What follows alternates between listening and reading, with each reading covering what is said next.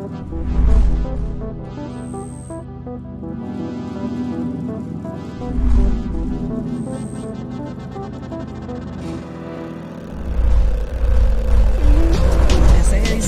partir de las 8 de la mañana, si vamos a tener un horario específico de inicio, se va a durar este. Es estupendo porque imagínate, están en la casa y ya con el sábado ahí nos vamos a ir a buscar. Previo a la irrupción del escenario digital en este país.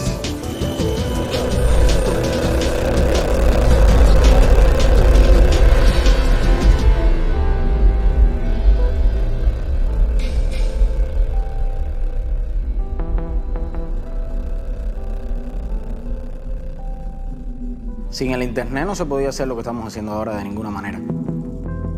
Cuando no conocía lo que eran las redes sociales, simplemente yo me conectaba y veía pocas cosas. Pensé que eso, no sé, como era algo nuevo, pensé que era de la vida personal de uno, de subir fotos. Muchos jóvenes que a lo mejor no teníamos cercanía, no nos conocíamos, nunca habíamos dialogado. Con la opción de las redes nos hemos conocido, hemos intercambiado ideas, hemos creado proyectos, hemos creado grupos de debate. Ya uno comenzó a hablar directamente sobre diferentes temas, debatir con personas que estaban al otro lado del país. Puede ser la moda, puede ser la música, puede ser la literatura, puede ser la política, puede ser la ideología. Agrupa a millones de personas que de otra manera no hubieran tenido comunicación entre ellas. Se ha producido un cambio en la forma de comunicarse de la gente y que ese cambio está muy asociado, por supuesto, al desarrollo de Internet en nuestro país. Los celulares son, por excelencia hoy, la vía más masiva de comunicación, por donde la gente pone contenido, recibe contenido y se convierte a su vez en una plataforma no solamente de comunicación de voz, sino de comunicación de video, de datos, de multimedia. La sociedad cubana está hoy totalmente pendiente de lo que pasa en Internet. Tú no puedes decir que no le llega porque no está, porque le llega a través del más joven, de la familia. Las redes sociales llegó a todos nosotros y a muchos de nuestra generación un poco tarde. Y creímos que quizás era un elemento alternativo o temporal. Y nosotros estamos empezando a lidiar con las redes sociales. Yo estaba compartiendo con personas, pasando un rato súper agradable y a veces se enajenan del momento de pasar el rato agradable para proyectarlo en las redes sociales. Estos espacios virtuales complementan la vida, pero no sustituyen la vida. Casi siempre la imagen que uno proyecta en las redes sociales como cree que debería verse, ¿no? Como le gustaría que los demás le viesen, ¿no? Generan una vida virtual y por tanto alimentan la autoestima de los sujetos, las relaciones de los sujetos. Facebook no genera una comunidad, genera burbujas de confort. Las redes sociales toman su nombre porque hay una teoría sociológica anterior que es la teoría de las redes sociales. Una de sus características es la homofilia. Yo me suelo relacionar con personas iguales a mí para evitar que mi autoestima se vea lacerada. Eso es un principio de las redes sociales, un principio psicológico. Esos mismos principios van a las redes sociales y esos mismos principios se construyen los algoritmos de las redes sociales. Por ejemplo, los algoritmos de Facebook. Cuando usted se mete en una red social, Facebook en este caso, Twitter, el que sea, usted está dando datos privados de su personalidad.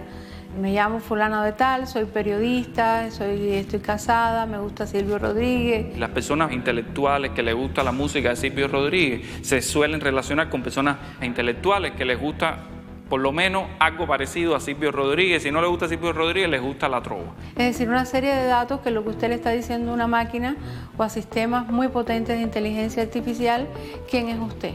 Por eso Facebook sabe muy bien y te dice, quizás tú conozcas a esta persona. A veces uno dice, me están leyendo la mente. No te están leyendo la mente. Tú la estás hablando, tú la estás diciendo con tus hábitos de uso de la red. Y entonces a partir de ahí te van conformando un mensaje. Y no hay que pensar que detrás de eso hay una mente maquiavélica concreta. Estos son algoritmos que sencillamente van viendo ese comportamiento tuyo y van conformando un contenido para que sea para ti.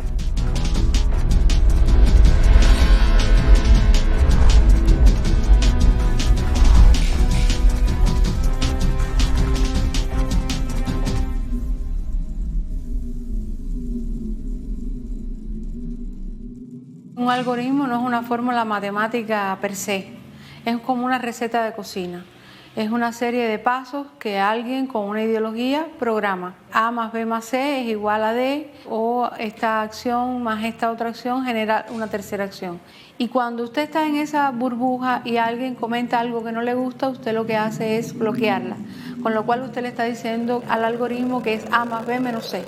Si dentro de esa burbuja, que ya empieza a aparecer los filtros de quizás conozcas A, ahí también cuando usted acepta uno u otro, está también dando rasgos de su personalidad, de sus intereses, o sea, de esos amiguitos tuyos, o estos supuestos amiguitos, ¿no? Te da un placer muy instantáneo, muy rápido, el like, el comentario, la alabanza fácil. Si tú no pones una foto del día y con una frase de hoy el día es luminoso y voy a vivir, pero además si lo pones en inglés con una frase corta en Instagram, y no eres poeta, no eres escritor, pero eso es de alguna manera sexy, o de alguna manera te conecta con la gente. Y sobre todo vende una imagen de ti, que es lo que tú quieres proyectar en las personas. Y por tanto, hay quien está todo el tiempo pegado al teléfono, le dieron like, quién comentó, quién compartió. Va marcando un supuesto consenso social que además es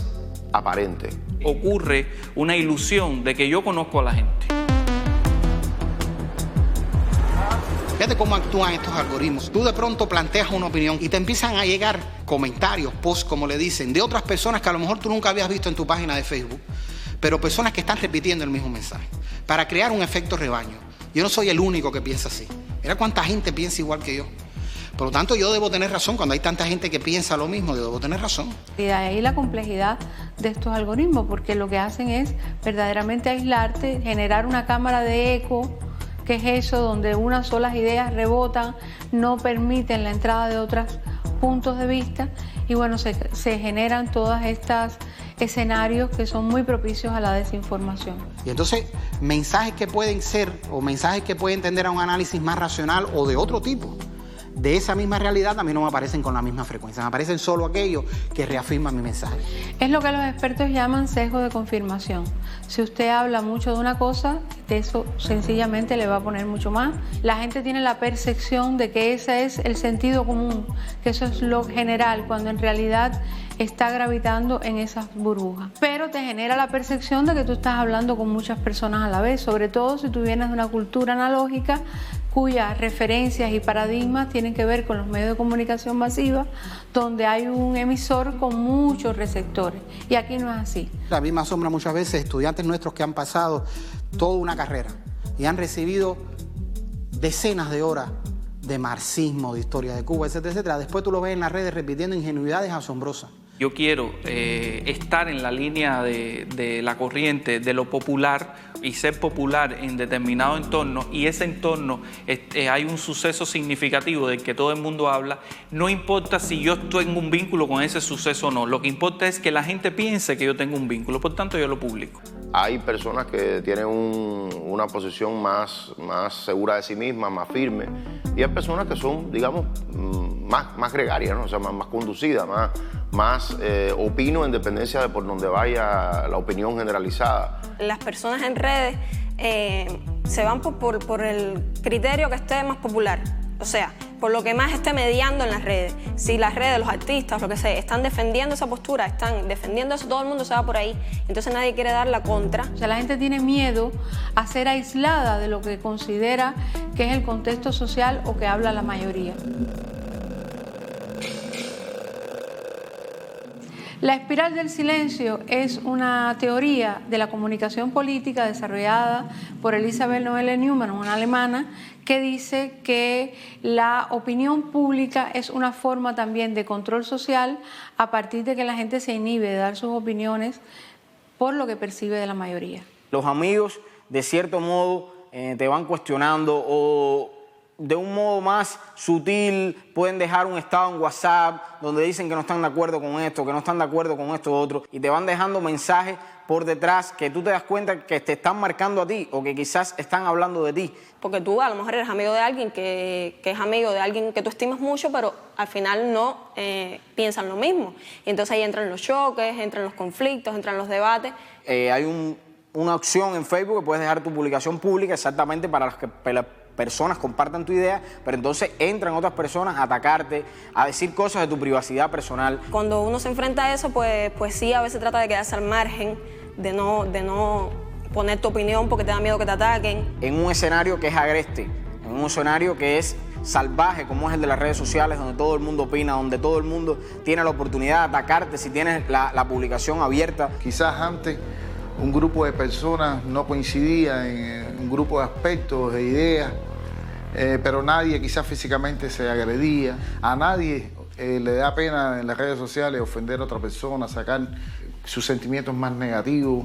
El principal problema en el tema de esto es que la gente siente que eso es un potrero, que eso es un lugar como una especie de exoplaneta, cuando en realidad uno no tiene una ciudadanía virtual, una ciudadanía real diferente. Ya no estoy de acuerdo con lo que dices, sino tú eres esto, tú eres los otros, te amenazo, cuando te coja te voy a ver.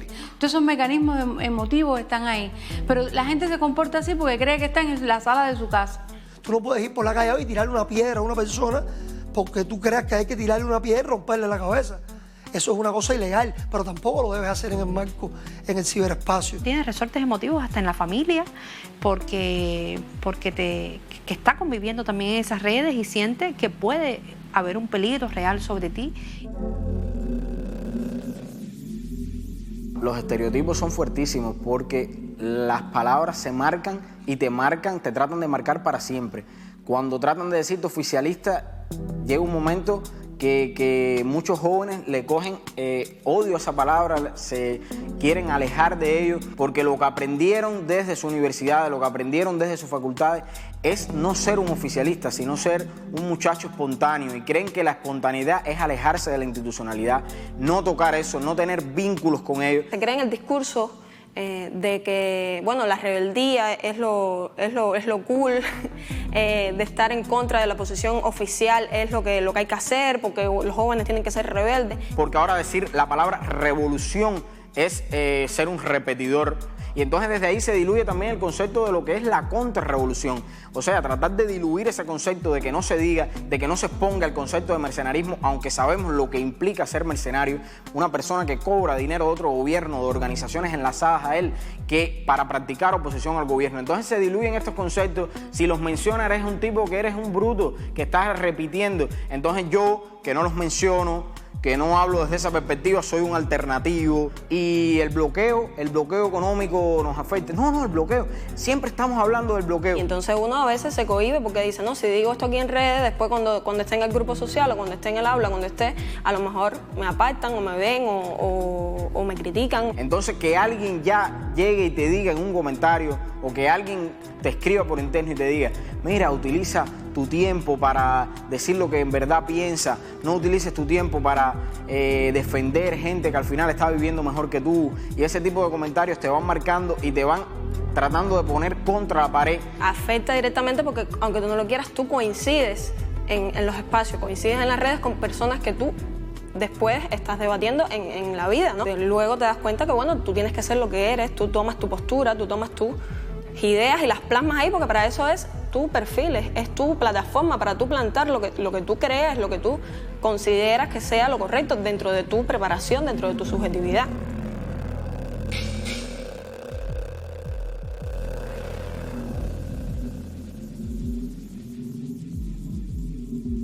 El algoritmo, o sea, esa receta, lo que hace es que solo expone lo que tú comentas en tu muro de Facebook, en este caso, solo al 5% de tu audiencia real. Porque el resto, para poder llegar a más gente, tienes que pagar. Y ahí es donde está el negocio de estas plataformas. O sea, recolectar una ingente cantidad de datos que después se venden a las publicitarias y al por mayor. Es un gran negocio, no son espacios filantrópicos, son empresas que tienen profundos intereses económicos. Caracterizas a los usuarios. Tú puedes microlocalizar la visibilidad de un contenido. O sea, esto yo quiero que lo vean en el municipio Plaza de la Revolución, los hombres que tienen entre 20 y 40 años, que son solteros y que trabajan en la salud. Tú puedes llegar y puedes pagar por eso, que durante 2 o 3 días tú quieres que con ese nivel de restricciones ese contenido sea visto. Un usuario cubano en Facebook está recibiendo constantemente sugerencias de medios de seguir medios de comunicación o de seguir supuestos influencers en los que tú nunca has interactuado, ¿no? En mi feed de Facebook personal, medios que yo nunca le he dado like, páginas a las que nunca le he dado seguir, como ADN Cuba, como Cubanet, me salen y me ponen sugerencias para ti y me salen constantemente. Nunca me ha salido en Facebook que me sugieren el Diario Granma. Yo no sigo la página del Diario Granma, por eso te estoy diciendo que estas que no las sigo me las propone, sin embargo la del Diario Granma no me la propone. Me la sugieren porque bueno, hay una política de que tú consumas esos medios y tú te vayas por esa verdad.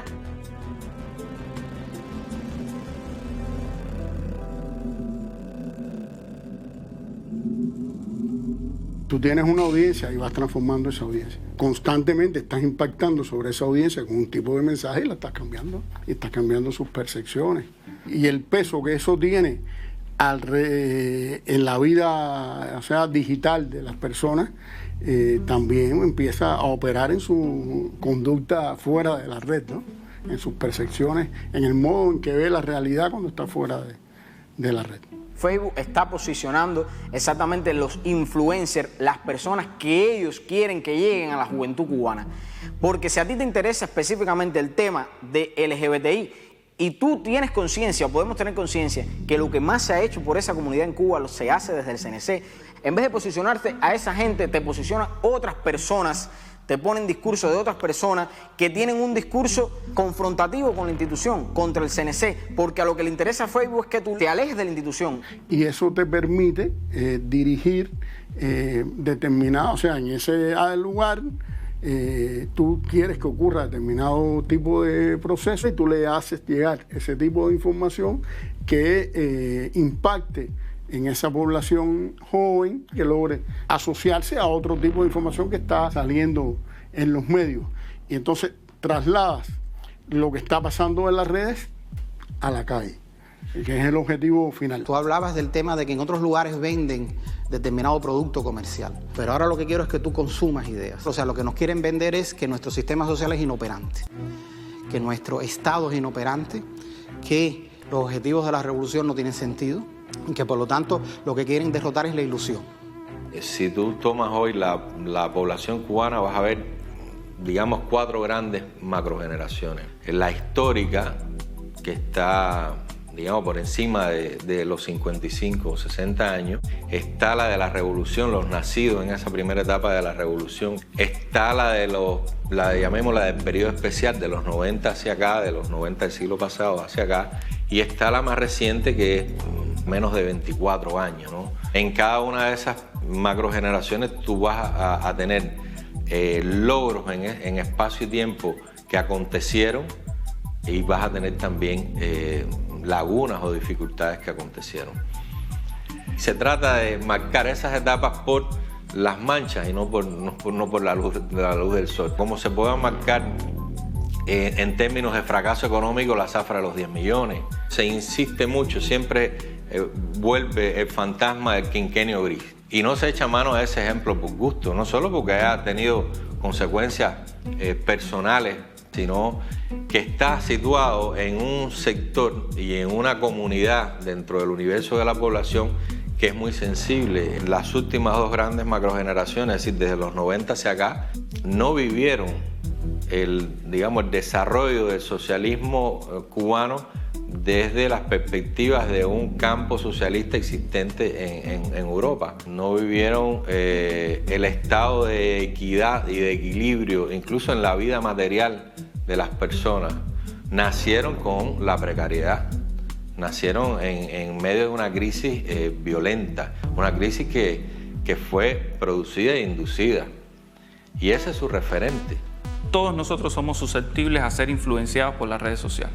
Si lo que nosotros llamamos manipulación es un proceso de influencia, y los procesos de influencia existen siempre, y ninguno de nosotros es inmune a los procesos de influencia. Como generalidad, lo que se explota es, mensajes de tal tipo. Mira a tus padres, todo lo que hicieron, todo el esfuerzo que dieron, entregaron su vida, y mira, ahora tú eres el que tienes que ayudarlo, porque si no, su revolución no les dio nada.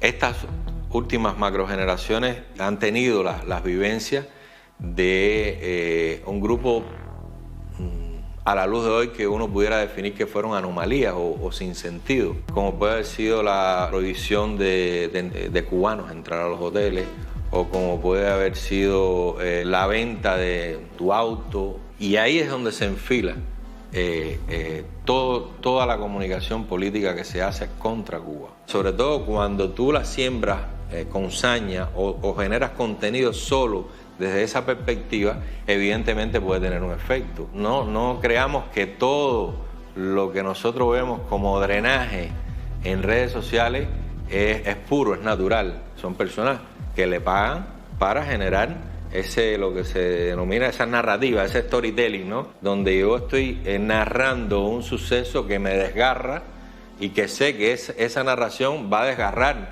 a todos los que lo lean. Y es una construcción. Si no te paga nadie es porque realmente estás haciendo una reflexión honesta y verdadera.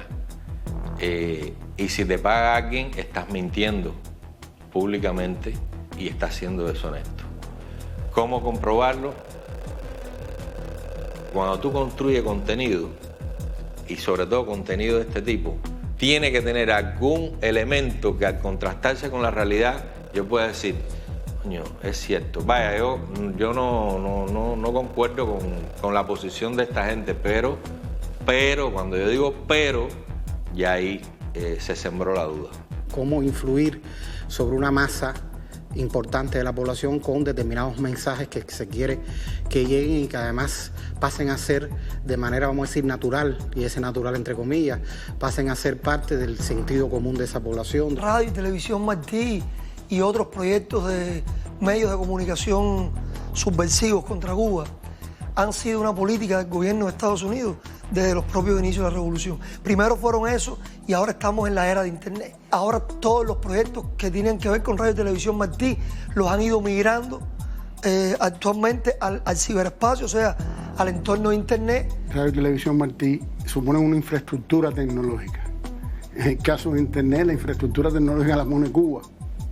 Y su aprovechamiento por la política del gobierno de los Estados Unidos supone utilizar esa infraestructura construida por Cuba para su desarrollo económico y social, para un servicio a la población en función de esos objetivos. Toda la herramienta de la guerra ideológica en buena medida pone su peso fundamental en las redes.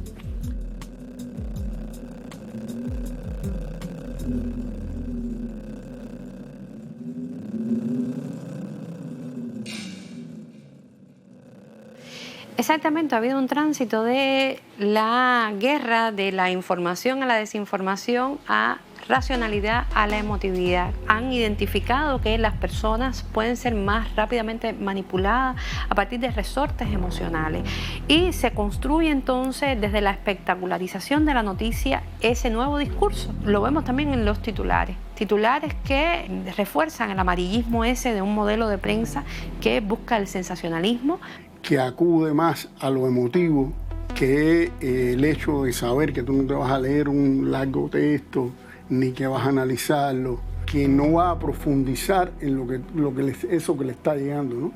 Sino que busca estimular una especie de reflejos condicionados en los individuos, en el que tú ya has asentado que el gobierno cubano es censor o que el gobierno es represor, etc. Si yo te pongo un suceso todo el tiempo, hay un punto en que tú dejas de cuestionar. Si en tu muro aparece todo el tiempo que hay brutalidad, si en tu muro aparece todo el tiempo que hay represión, hay un punto en que aunque tú sepas que no es la realidad, tú dejas de cuestionarte ese contenido. Y arriba de ese asentamiento, entonces, esto rebota casi automáticamente. Mira, tú estás confirmando lo que ya tú asentaste antes, ¿no? Mira esto, mira lo otro. Le hicieron esto a fulano, pasó aquello, pasó esto. Una de las cosas importantes de las redes es crear respuestas emocionales, no respuestas racionales. No que la gente piense sobre el tema y llegue a una conclusión, sino que la gente responda de acuerdo a las emociones. Una persona reacciona con mucha más sensibilidad emocional cuando está disgustado. Por lo tanto, yo siempre necesito que tú estés disgustado por algo. ¿Cómo yo voy focalizando el disgusto? Lo saco de un lugar y lo voy poniendo en otro. Y cuando ese se me desarma, lo pongo en otro y lo pongo en otro. El problema es que tú constantemente estés disgustado porque recuerda, el discurso de las redes es un discurso emocional. Y si esa experiencia además es narrada por personas significativas como artistas, cantantes, pues esa experiencia adquiere un valor de verdad. Es como si hubiese ocurrido y sobre todo, y más importante, es como si me hubiese ocurrido a mí. A veces decimos en abstracto y decimos, Estados Unidos en su presupuesto ha puesto una determinada cantidad de dinero por la subvención para ver el tema de las redes con respecto a Cuba. Y ya lo dejamos en abstracto. Bueno, ¿y a dónde va ese dinero? ¿Qué se hace con él? Eso no nos lo dicen. Pero lo que está claro es que ese dinero no es para comprar pomos de agua, ¿no? Ese dinero es para crear productos en particular, para llegar a las personas en particular. Y detrás de eso hay algoritmos, en dependencia de las búsquedas que las personas hacen, pero esos algoritmos se pueden sintonizar para objetivos muy concretos. Nada más que con saber que la persona que está accediendo a la red es de Cuba, ya yo hago que cuando entre en cualquier página web, cuando entre en las redes sociales, le lleguen determinados mensajes. Imagínate un ecualizador donde tú mueves una tecla, mueves otra, y tú puedes decir, bueno, hay una comunidad de intereses asociados al tema ecológico, hay una comunidad de intereses asociados a los temas de género. Son temas que aunque no sea un activista directo, son temas que yo puedo apoyar por la naturaleza, por lo humano que hay dentro de esa posición. Y ahí, en ese plano de esa batalla, nosotros hemos perdido unas cuantas. Y no la hemos perdido porque el enemigo ha sido más efectivo que nosotros, que lo ha sido.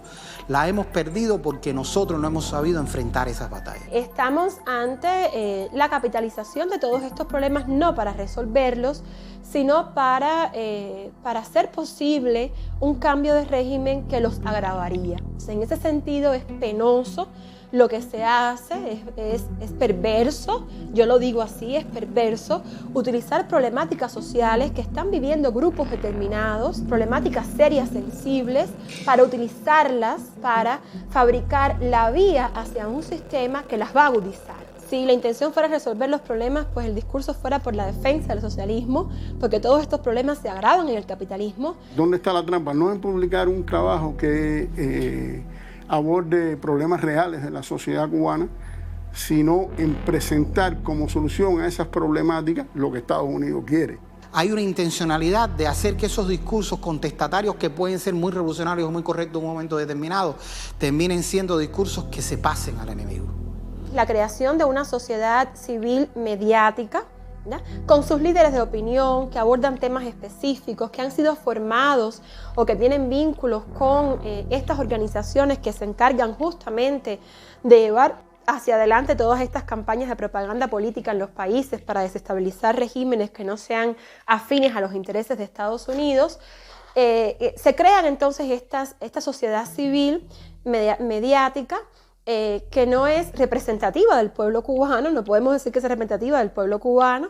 El tema con la construcción de estos liderazgos, que son liderazgos falsos y muchas veces son liderazgos virtuales, el líder de las redes, en la vida real, en el contexto cotidiano de lo que está sucediendo, esa persona no es un líder construido en las redes. Esta sociedad civil mediática no existiera si no existiera un conjunto de medios digitales pagados y privados, establezco la diferencia, porque hay algunos que son privados y al mismo tiempo también hay algunos medios de estos que son pagados, o sea, que son pagados directamente por organizaciones como la NET, que fueron creadas por el Congreso de los Estados Unidos con fines abiertamente injerencistas, ¿no? Bueno, abiertamente injerencistas no, porque todas estas organizaciones utilizan como fachada, pues, el discurso de los derechos humanos, de las libertades políticas, de la equidad incluso, pero de alguna manera son problemas que están ahí, o sea, son problemas que aún no se han resuelto del todo,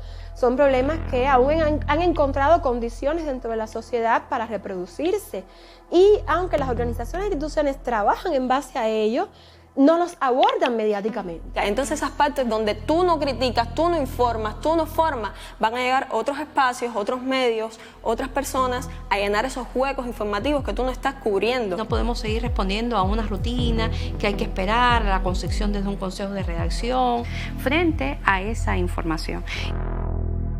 Todas las redes sociales y todas las multiplataformas están frente al bombardeo constante de información, y ocurre igualmente con el empoderamiento que tiene ahora la ciudadanía frente a la capacidad también de convertirse en emisores de información al ser testigos de un acontecimiento. Todo depende a quién responde ese medio. Vamos a preguntarle, ¿quién le paga? ¿A qué potencia extranjera responde? No se puede ser ingenuo frente a esto. ¿Quiénes financian ese proyecto mediático? Y entenderás ahí qué busca, qué persigue. Ese contexto de medios digitales que emergieron durante la administración Obama tienen un dueño, tienen una infraestructura tecnológica que cuesta, tienen dominios internacionales, servidores internacionales, y además tienen una redacción que cuesta y a la que se le paga. En la era Trump surgieron contenidos más de ataque, más agresivos, más de culpar de ensalzar la violencia, la rebelión, siempre muy confrontacional. Si la balanza se mueve hacia una doctrina tipo Trump, son más agresivos. Siempre queda alguna política para ver la diversidad que es más suave, y evidentemente con una nueva administración que viene de la doctrina Obama, pues probablemente muchas de este entramado lo que hagan es cambiar sus perfiles nuevamente porque viven de eso. Una de las cosas más comunes hoy en día en esta guerra de cuarta generación contra Cuba, la creación de los extremos. Te quieren vender la idea de que hay dos extremos. El extremo de derecha recalcitrante que quisiera derrumbar esto de una manera burda, y por otro lado tratar de presentarnos que existe un extremo de izquierda radical y que por lo tanto la verdad está en el medio.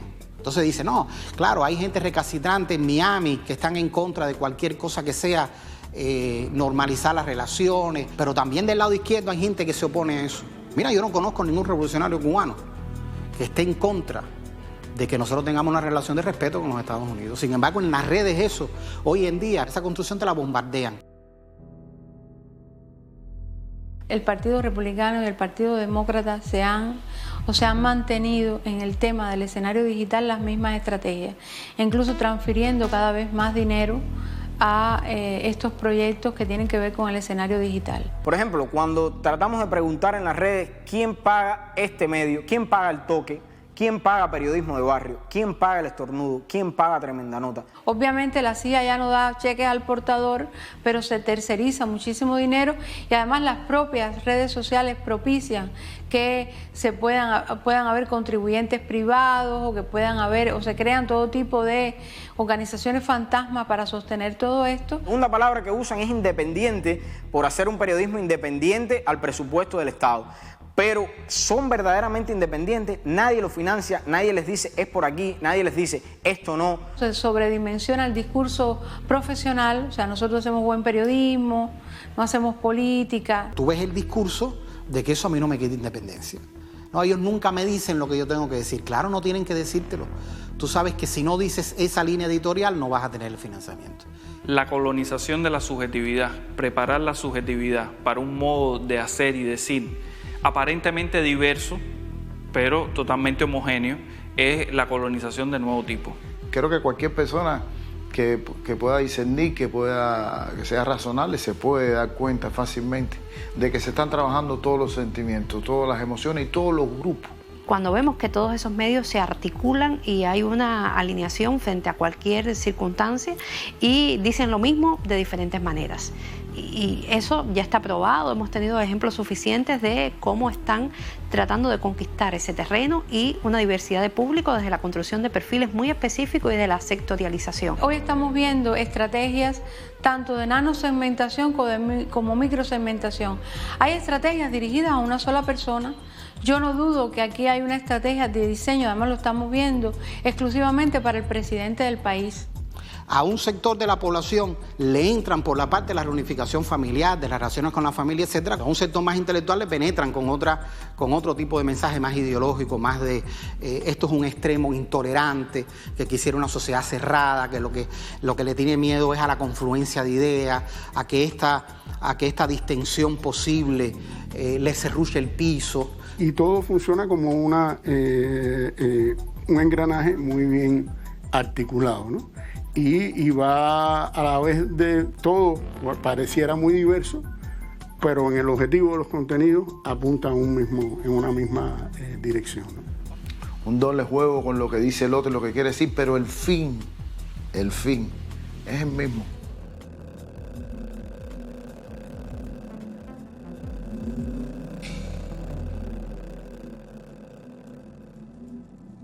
Lo que hasta hace unos años hablábamos y que en este país tenía un estigma tremendo. Cuando alguien recibía financiamiento del exterior para influir sobre Cuba, sobre la opinión pública y sencillamente para hacer actividad contrarrevolucionaria, eso arrastra un estigma en este país tremendo.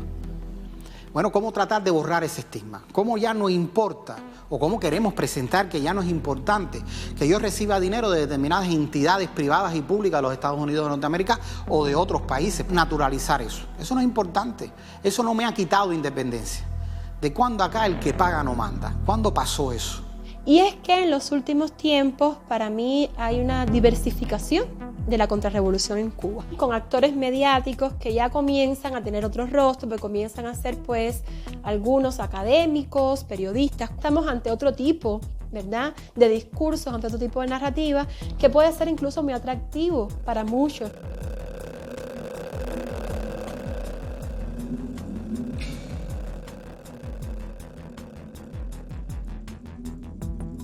En todas las sociedades hay sectores demográficamente minoritarios, pero tienen un altavoz por su función dentro de la sociedad. Porque construyen sentido e ideología. Esta fragmentación tiene entre sus líneas principales la intelectualidad, el sector de los profesionales, del estudiantado, el sector académico. Entonces hay una intencionalidad que tiene que ver con eso, no son grandes grupos. Cuando, por ejemplo, un libro como el de Francis Estono Saunders, la CIA, la Guerra Fría Cultural, lo que decían los teóricos norteamericanos que lideraban esta operación era que tú lo que tenías que tener era pequeños grupos que fueran articulándose y que en determinado momento esas ideas que eran las de una minoría se volverían las de toda una parte importante de la sociedad para producir un cambio.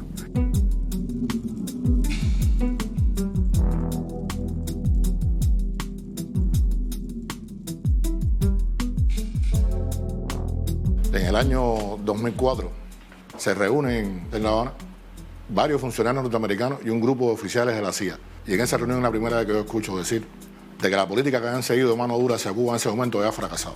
Y que había que pensar en una nueva estrategia. Y que esa nueva estrategia tenía que tener como fundamento la seducción, la guerra cultural.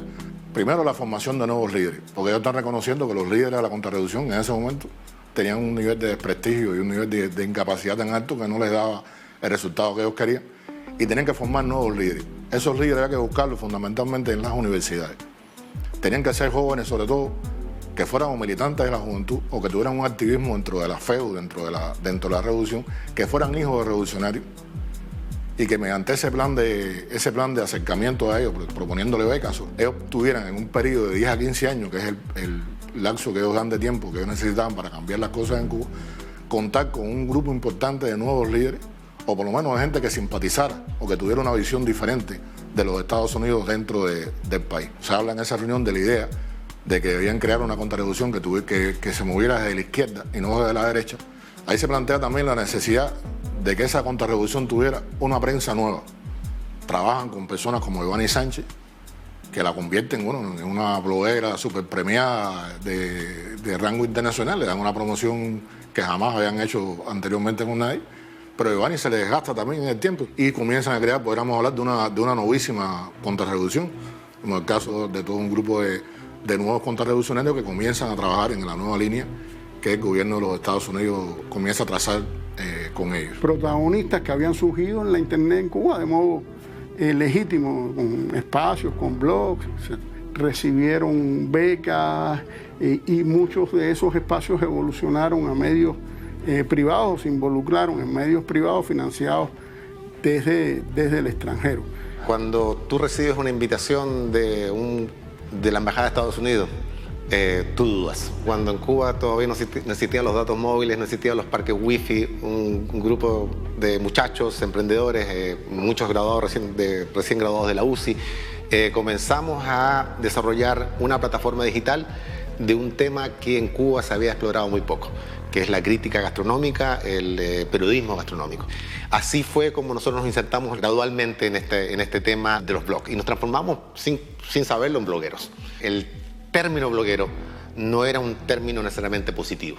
Todos los blogueros eran supuestamente contrarrevolucionarios. De esa manera nosotros nos conectamos con otros blogueros y decidimos unirnos a estos grupos que se estaban creando de blogueros en las redes sociales. Y obviamente nosotros entramos a un grupo que ya se llamaba, que ya se autodefinía como blogueros revolucionarios. Estábamos hablando de cómo nosotros los blogueros podíamos procesar, entender la política o la realidad que estábamos enfrentando en esos días.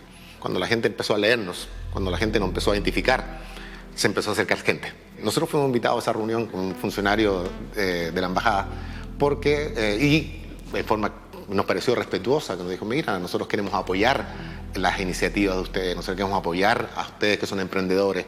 Si necesitan herramientas, nosotros podemos darte herramientas. Ellos sabían que nosotros estábamos con recursos muy limitados. Y cuando te ofrecen la posibilidad de tener un curso, un taller, o una herramienta, o un financiamiento, es una tentación para cualquiera. Es una tentación. Uno dice, wow, eso es lo que nos hace falta. Lo que están pagando son la CIA no aparece por ninguna parte. O sea, te invita a la universidad y tú permaneces 1 año, 6 meses o el tiempo que esté contemplado el plan, formándote en esa universidad, y tu proyecto final para graduarte era un proyecto para ser aplicado en Cuba. A cada unos años tendrían un cuadro perfectamente formado, recibiendo dinero de una ONG sin que nadie sospeche de ninguna manera que se trata de un tipo que ya es un contrarrevolucionario, que ya está trabajando para un servicio extranjero y que la gente lo identifica como un líder comunitario perfectamente desarrollando su labor. Yo recuerdo en la época que yo trabajé con la CIA, ellos tenían la visión, como lo explicaron muchas veces, de que este tipo de contrarrevolución, estilo Otaola, que la gente termina despreciando, que la gente termina diciendo, caramba, ¿hasta cuándo vamos a tener que soportar lo que este hombre está diciendo?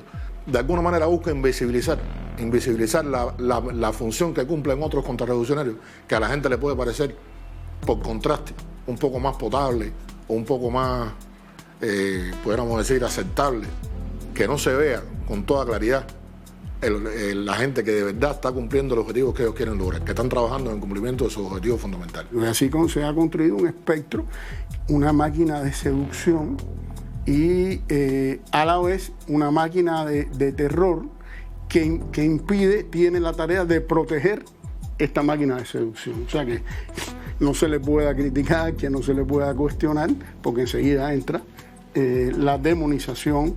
Crearle a una persona características que realmente no tiene. O sea, a esta persona le ponen, es un estalinista, es un tipo que tiene un pensamiento muy cerrado, o es una persona inculta, es una persona con poca preparación cultural, y te fabrican una figura sobre la cual dirigen todos los ataques, y por supuesto tu posibilidad de influir sobre la gente y tu posibilidad de respuesta se limita muchísimo porque la visión que la gente tiene de ti es muy negativa. E impedir que cualquier postura diferente del objetivo que persigue toda la maquinaria, sea de un tipo o de otro, asoma una postura crítica, porque entonces haces un efecto de demostración, ¿no? Hay ataques que tienen que ver con buscar la complicidad de estos sectores, hay ataques para desestabilizar a otros, y es lo que estamos viendo también, el acoso contra compañeros, contra periodistas, contra políticos, contra los revolucionarios que se expresan. Detrás de ello hay un guión de desestabilización también psicológica de los profesionales,